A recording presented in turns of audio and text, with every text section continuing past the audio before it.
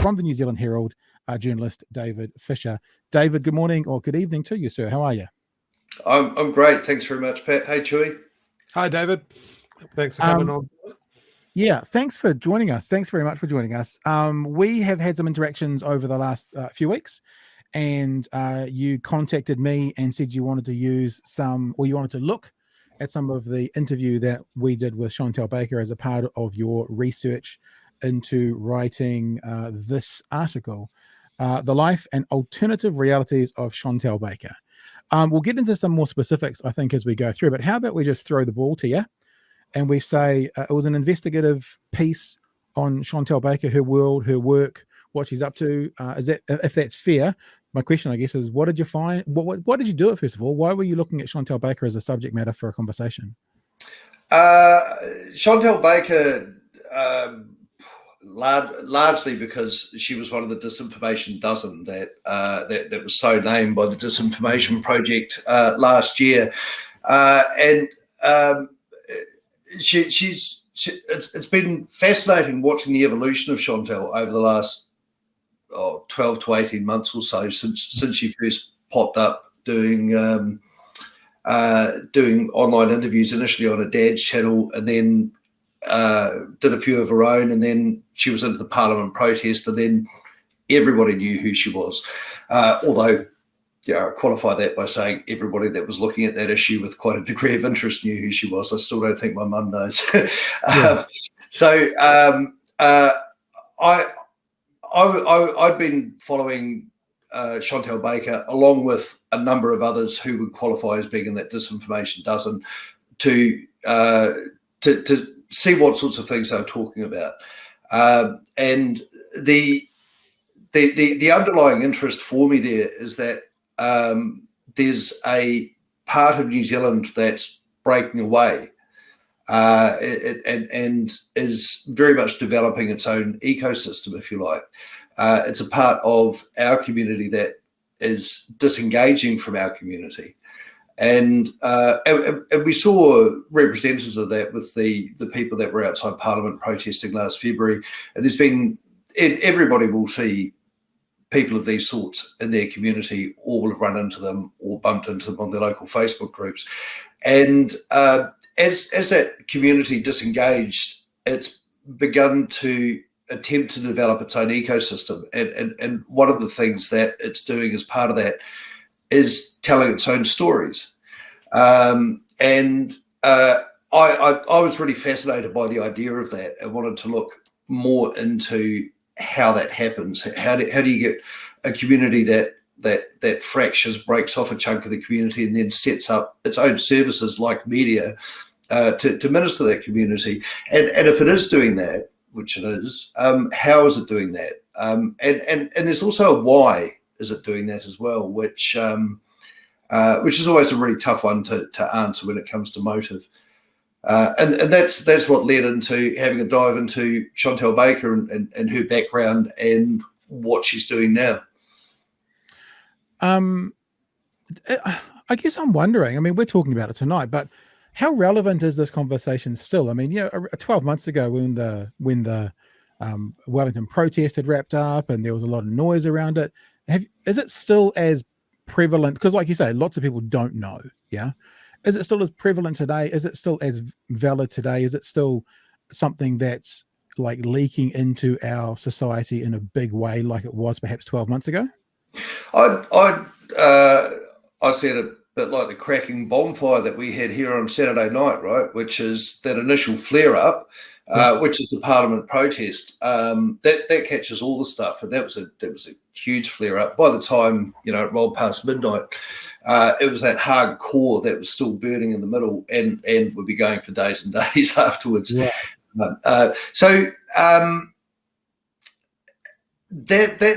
That community, or those voice leaders, or the leaders within that community, they're looking for traction. They had a community that they served at the time of the Parliament protest. Once the heat of that had passed, and some of those people went back to their normal lives and did their normal things, and the mandates got cancelled, and and we stopped having lockdowns, and all of the immediate pressure came off, and all it really needs is another pile of dry brush to be chucked on top of it, and there'll be another big flare up again. And so I think Parliament protests saw a really big flare up. It was really interesting when the Hawke's Bay cyclone event happened. Yeah.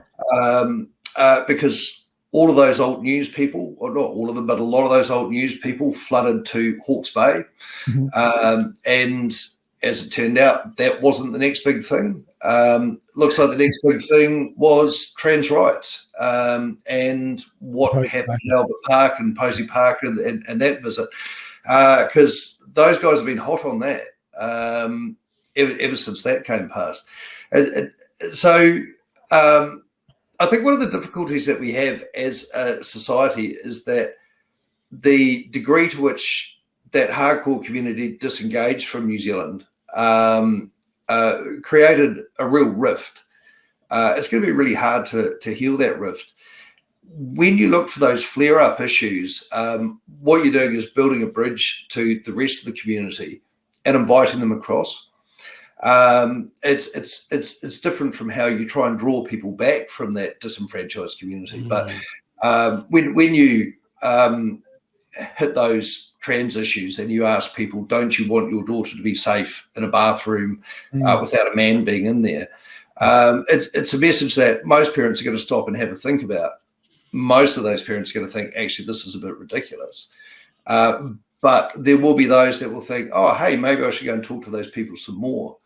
And so that's sustaining the ecosystem that has developed. Yeah. Couple of questions, specific ones. Was Chantelle Baker born in 1993?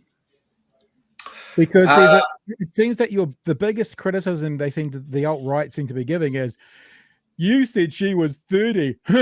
She's only 29. This whole thing must be fake. Yeah. Like, honestly, Avi Yemeni, this very controversial figure from Australia, put out this clip going, did you know that they said she was 30 and she's 29? So I was like, I mean, just out of interest, is it that she's born in 1993 and she hasn't had her birthday yet? It doesn't matter, but what is it? Yeah, so the way that came about, there's two versions of the story, a print version and an online version. Yeah. In the production chain beyond me, one of the people that worked on the layout and so on, the magic thing sub-editors do that save me every week, they had read in the story that she was 22 in 2015. And so they wrote what's called a stand first, which is the introductory couple of paragraphs that go on top of the article. And they had written into that she is 30 years old, and then sent it to me to say, hey, is this right? Is she 30? To which I replied, I said, I don't know. I know that she was 22 in 2015. I don't know whether she's 29 or 30 now. So the sub-editor went back, took that out of the print version, forgot to take it out of the online version. The online version goes with an error that was in there that was known to be an error, shouldn't have been in there in the first place. The point being is, it's what, and we're going to talk about this later on tonight, David, is that the opponents of this are like, this is a terrible article. Everything's in it wrong because they got her age wrong. It's like, it's not that big a deal. And the other thing I wanted to know is, I think you said in your article, this is just for clarity, she did that trip to Napier or up that direction to bring all this water in, of which most of the money got spent on the helicopter ride. And by the time she got there, the army had basically had all the resources they need to provide safe, clean drinking water for everyone. Is that correct? The Navy, yeah. They've got a desalination machine, which is an amazing bit of kit. They plonk it on the ground, pump it full of seawater, hit the whiz-bang button, and drinking water comes out the other end. All right. That was it. Helicopters are expensive. The idea that you're going to get a shitload of really, really heavy water up to Napier and then just duck it over the hills. There were, as Red Cross said at the time, there's better ways to help. give us the money, and we'll spend it on those that need it. But that wouldn't have got the likes, David. That wouldn't have got the clout. The love hearts on Instagram. That wouldn't have worked if they'd just given it to the Red Cross. And come on. Yeah, well, that may well be the case. I mean, I believe that, and certainly in the Water for Wairā effort, I think it was misguided, but I think that the intent was good. Yep. And I find that with a lot of things that Chantelle Baker does.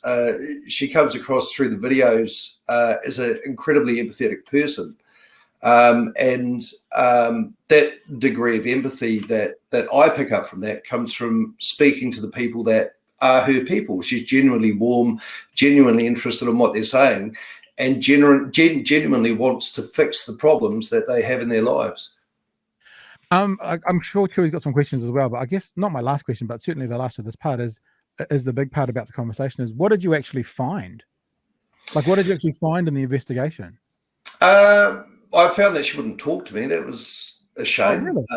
Yeah, and I was really sorry not to have the opportunity to talk to her. That's how I came into contact with you, Pat, as you were saying earlier, because I was trying to find anywhere or anyone that had interviewed her at any stage, and as far as I can tell, you guys are pretty much it. And it was an extraordinary interview. I think if I've found that we have in New Zealand the development of such as is developing in other countries. A phrase that I came across was ideological entrepreneur. And that seemed to me to describe really well some of the characters that are involved in the alternate reality media scene. And I call it the alternate reality media scene. It was, I found that if I examined many of the things that Chantelle Baker said, they were, well, conspiracy theories. I'm trying to find, they don't make sense. What they are, David, what they are, respectfully, and I'm not trying to talk down about it, is they're always wrong. Like, they're always wrong. Like, we put a clip out. I've been, since we've done that, and I've sent Chewy a bunch of links for people who are watching that. Hopefully Chewy will be able to do the audio tonight. But we put up the link today that you've probably seen, where we went over some of the claims that she made we couldn't debunk in real time about myocarditis. And they're always wrong.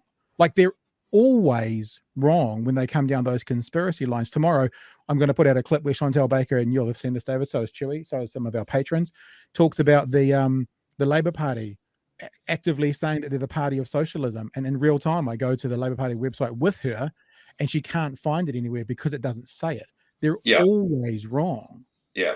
And so one of the things that's quite striking is that one of the reasons that you have a news media is to understand what's happening in the central machinery of government, and then explaining that to people in a way that's going to make sense.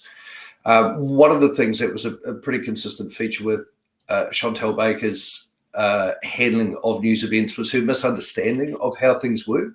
Yeah.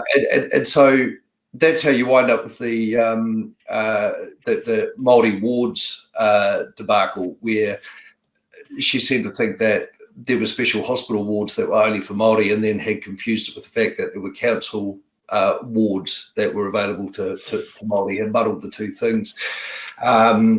There's repeatedly references, and I can get how you get this, because you get junior journos that do the same thing. They muddle up the Department of Prime Minister and Cabinet with the Prime Minister's office. And sure, the Department of Prime Minister and Cabinet sounds like they work for the Prime Minister, but they're actually part of the civil service. They're like one of the central cogs in the whole machine that holds things together, and they're obliged to follow public service neutrality and all the rest of it. The Prime Minister's office, they work for the PM, but you'll mix up the two and assign motives or behaviour to one that belongs to the other. And when you're trying to make sense of how the country works, those things actually, they make a difference. Yeah. But when she's when it's not conspiracy theories, A lot of the opinion that is led comes from a place that seems largely discordant with a New Zealander that I'm familiar with, right? So the utterances to the people of Hawke's Bay that they needed firearms to keep themselves safe, that was a very odd sort of a thing, particularly given how volatile that situation was at the time. And also, also her constant claim that she doesn't support violence, and she doesn't ever say anything that supports violence. That's a bit of a strange anomaly between those two statements. And that extraordinary statement that she made when she's being interviewed by you guys, which was well, should we play it? Should we play it? Yeah. Have you got that linked in your Twitter?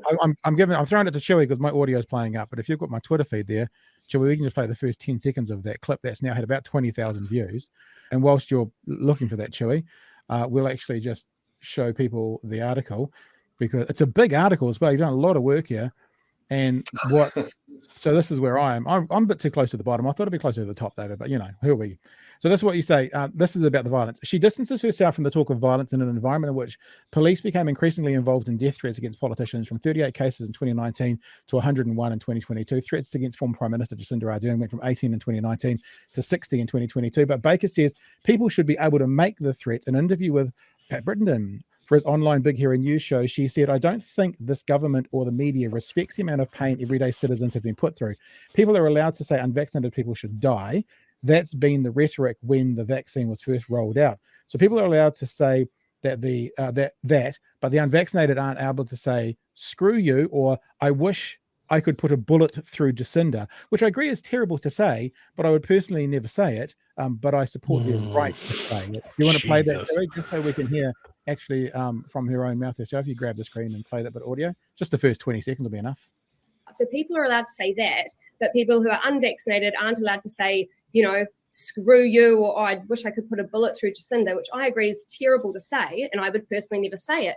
But when you I've seen support their right to say it. I support their right to say it, because I think that if they don't, can we be really clear? You support the right of someone to say, "I'd put a bullet through Jacinda." Well, because people have said that about me, right? People have messaged me that are pro. And the counterpoint from her is typically, people have said it to me, and I just look. This is the debate that's been going on over the weekend. It's blown up a little bit on my Twitter feed. When our stuff blows up, David, it's had 10 or 20,000 views, not like hundreds of thousands. My point being is that, and I've even got the law in front of me here. It is a criminal offence for someone to threaten to kill you, or threaten to seriously injure you, or to send a letter, text, email, or other written material containing this kind of threat. So containing this kind of threat, not even necessarily to you. The person can be jailed for up to 7 years of this. I think it's unequivocal to say, if someone says, now, because the defense is free speech, free speech in and of itself, by its nature, is public speech. You say whatever you want in your own bedroom, right? That's not a free speech issue. In other words, if you're claiming free speech, it's a public statement. It's out in the public. It's for other people to hear. So for someone else to hear, I want to put a bullet through XYZ, then that's a threat. Then that's criminal activity. So Chantelle Baker is supporting criminal activity. Now, Chantelle Baker is not. Some people in my Twitter feed have been saying, she should be locked up. It's like, she hasn't done anything. She hasn't broken a law by saying they should be able to say it, but them saying it could be breaking the law. So she's supporting someone potentially breaking the law. It makes, I don't get how people can't see that as clear as it is to me. I just think it's not very nice, actually. I'm not going to go trawling through the Crimes Act when I think about something like that. The thing I think about when one of our journalistic go-tos for media has to be to work in service to your community. Yep. And I find it hard to see what community benefit there is to endorsing somebody's right to talk about murdering another person. Yeah. Chewy, is anything you want to jump in there? I've been monopolizing this conversation over that. I've been wrangling the chat. So look, one thing to me is be very clear is you've definitely hit your mark She does not seem to be a happy camper at the moment. And there's a lot of tweets and a lot of people. She's essentially weaponizing her followers against this article. Have you noticed any flack coming your way? I saw someone refer to the Herald as a left wing. They published a left wing hit piece, which I went a little bit cross-eyed at that point. But I mean, what is the fallout for you as a journalist? I guess after you put out an article like this.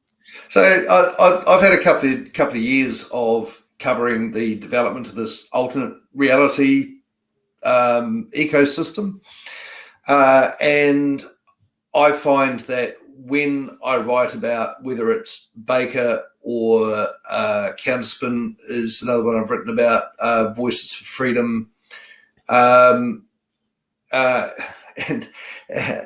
actually, I'm trying to think if I wrote about. Oh yes, I did. I mentioned the platform to do with that guy Yevi Harmony. Is that right?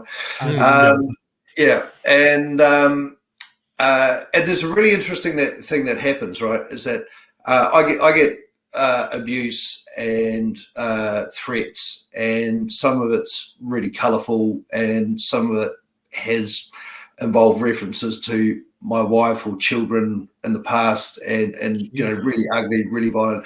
But what I find is really interesting is that when I get name checked by those people, I get heaps more, and it's really, really angry or really vitriolic. So I've actually had more direct emails to me from pieces that I've done that have referenced Baker in the past, because she has then directly tweeted about me, and that sends a spike in response. Right. This time, her I don't know, frustration or whatever it might be, is directed at the Herald. And so there's been a lot of followers that have gone to Herald Social and jumped on there and had a crack at one thing or another, but not necessarily personally directed at me. If I get name checked, then it really spikes, which I know for female journalists, particularly getting name checked on Plunkett's show. Is just seen as an open invitation from some really vile people to say horrible, horrible things to them. What's next? What's the next investigative piece, David? It should be on independent media based out of Dunedin. You should do a full editorial on that. I think that'd be fantastic. Well, I've done the alternate reality media space, and there was a New York Times editor that coined the phrase reality-based media when it came to reporting about Trump. So I can do the reality-based media ecosystem.